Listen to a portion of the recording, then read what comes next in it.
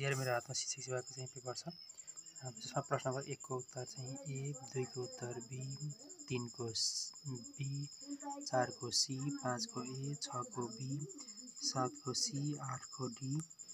9 को डी, 10 को सी, अमृतले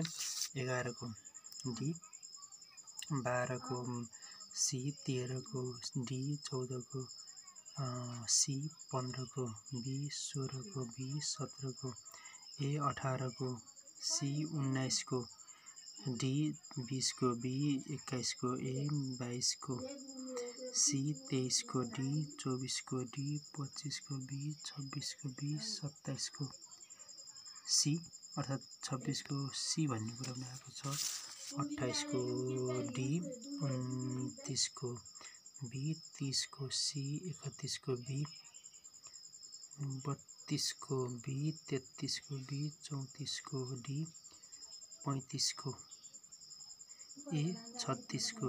ए, 37 को बी, 38 को सी, 39 को ए, 40 को बी, 41 को ए, 42 को डी, 43 को सी, 44 को ए, 45 को बी, 46 को सी, 47 को ए, 48 को सी, 49 को ए, 50 को ए रहेको छ। यसरी तपाईले माविको यो उत्तर हेर्नु होला, अनि चाहिँ माविबाट उत्तर हेरेर यो चाहिँ आधारमा यही हो भन्ने कुरा पत्ता लगाउन सक्नुहुन्छ। सेट सीको मसँग हातमा थियो, यसरी प्र्याक्टिस गर्नु होला, अनि यसबाट चाहिँ सही उत्तर पत्ता लगाउन प्रयास गरेर सम्भवतः यहाँ 99% चाहिँ उत्तर सही बनाउने प्रयास गरिएको छ। ठिक होला, थ्याङ्क यू एभ्रीवन।